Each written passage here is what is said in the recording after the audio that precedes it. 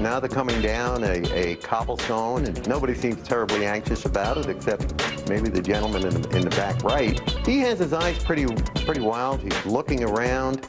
He's not too sure what's going on with this ride and whether it was a good thing for him to get on it.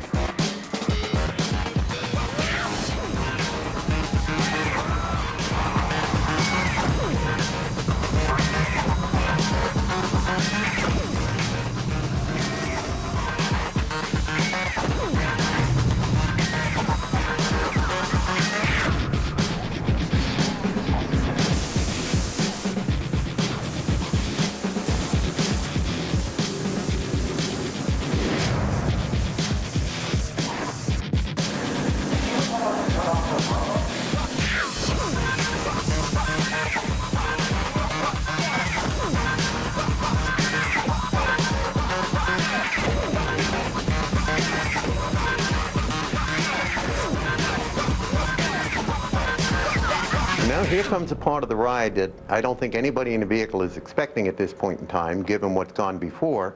It's called a barrier test. And you can see at the end of this run, there is an orange and black barrier that they're going to hurtle into. And if you notice, they get pretty close. They're getting closer. They're getting closer. They're getting closer. If you look at them, they're beginning to close their eyes, put their head down. They weren't too sure whether they were actually going to hit a barrier. And now the lady in the front, she's squinting.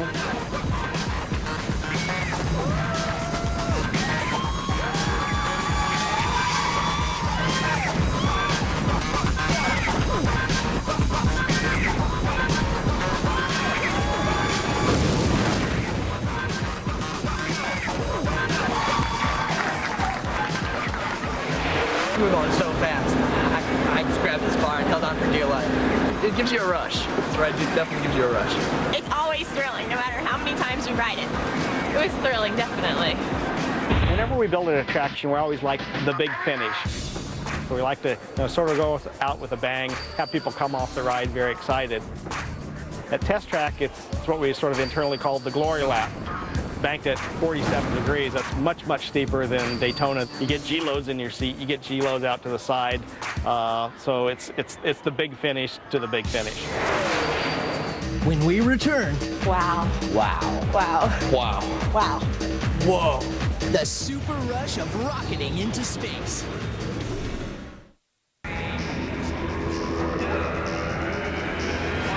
Test Track, Dinosaur, Rock and Roller Coaster starring Aerosmith, and the Twilight Zone Tower of Terror. All Thrillmakers at the Walt Disney World Resort. But we've saved the best for last.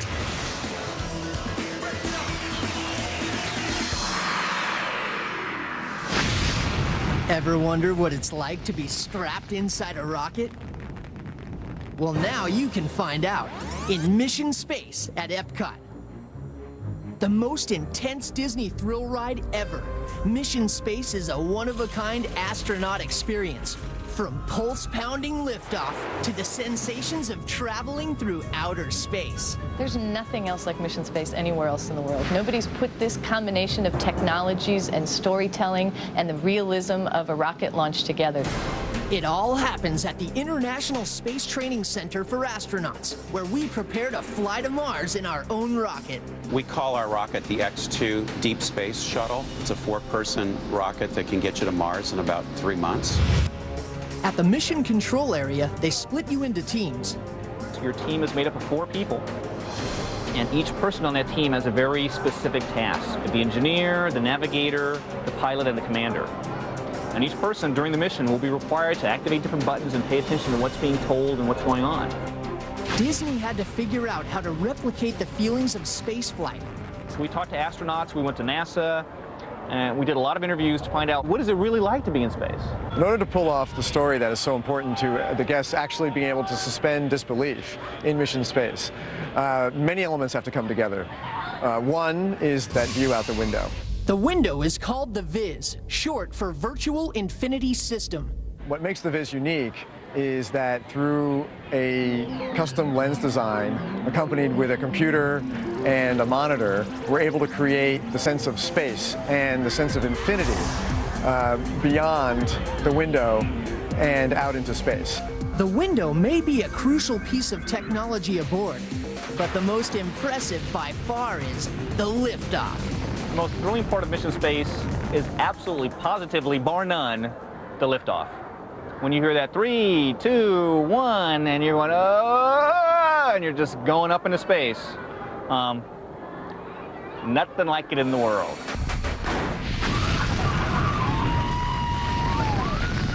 Once you escape Earth's atmosphere and reach space, you actually feel a sensation of weightlessness. The sensation of weightlessness is achieved when we tip the cab in a certain direction, and that sends all of the pressure in your body in a certain direction. It's an environment that is different than roller coasters or other big motion bases. Roller coasters don't take you nearly as far as this ride does. The planet Mars. This is going to be the first chance that most people have to actually see what Mars looks like.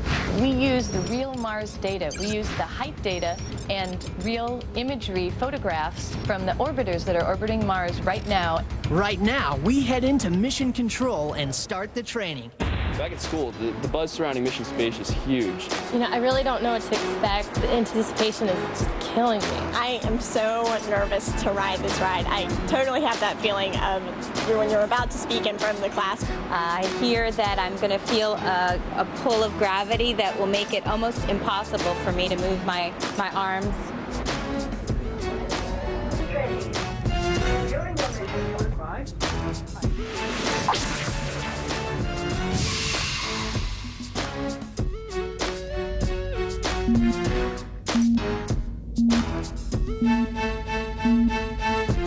Now they get into the pre-show, and they're trying to figure out what kind of an experience they're going to have. So while they're waiting, their anxiety grows. They're given time to think about it. You can see from her face, and her face as well, that they're a little hesitant.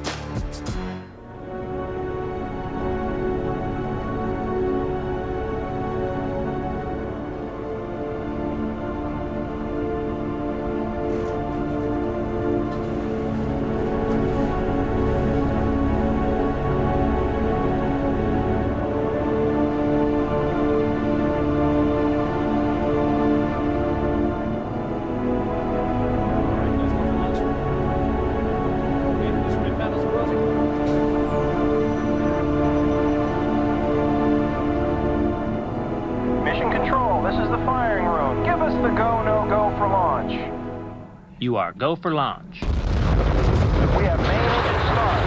5, 4, 3, 2, 1. Liftoff.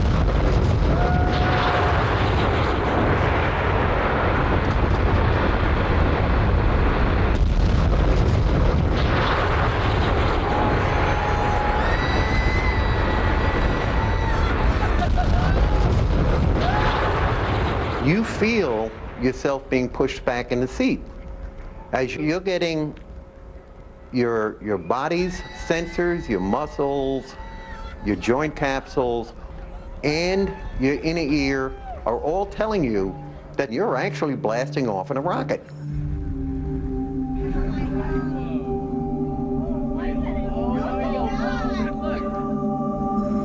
This is almost a total immersion ride. You can see that she's kind of grimacing a little bit, but it's not one where you would see on a major coaster where they're clenching their teeth, they're closing their eyes.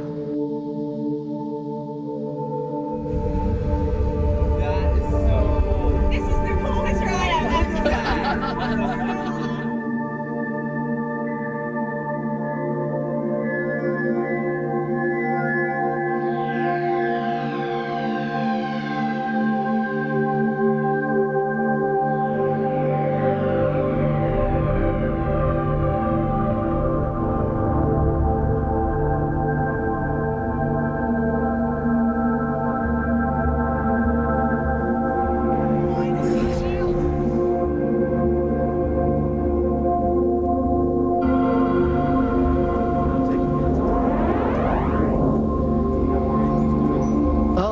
By the way, something may go wrong during your flight, so heads up.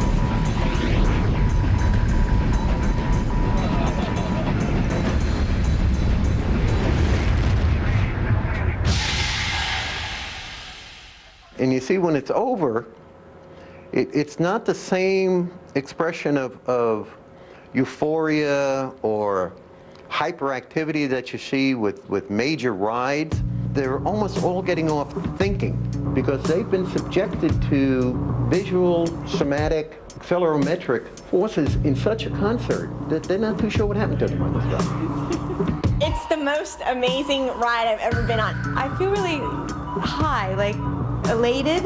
It was really, really beautiful, I thought. You actually feel weightless, like you're just gonna float out of there if I wasn't restrained.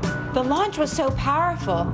I really felt like I was taking off. Your body is just like plastered back into the seat, and then all of a sudden you're just weightless. It's just like nothing you've ever experienced. I'm just speechless.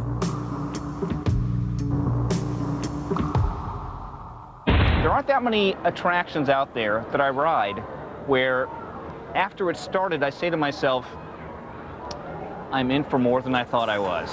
We were told at the beginning there's no other way you can feel this unless you are launched into orbit on a space shuttle. In mission space, we have created that sensation of blasting off the Earth and going into space. And that's a thrill. So why do we chase those thrills and keep coming back? I think people keep coming back to our rides and attractions because thrill is addictive. And it's something that they want to repeat as often as they can.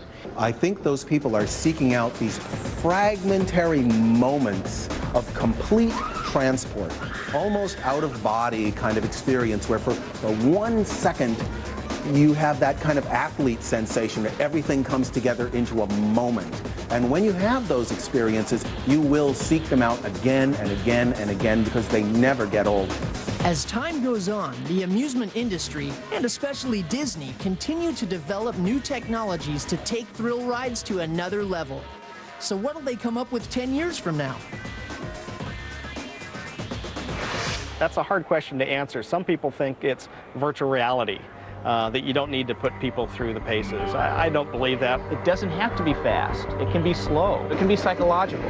It can be physical. As we move into the future, I believe that thrill rides will focus more on story because we're kind of cresting with physical sensation.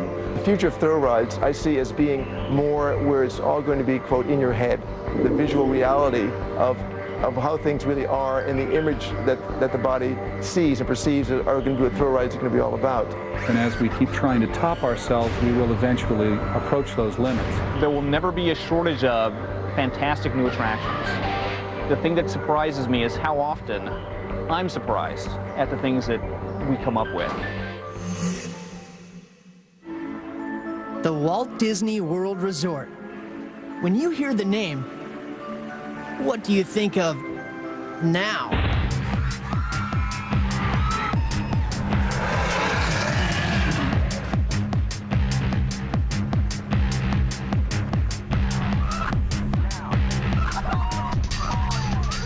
Thrill ride's always been a part of the Disney experience in our parks, whether it was the opening of Disneyland with the rocket jets or the opening of the Matterhorn onto Space Mountain.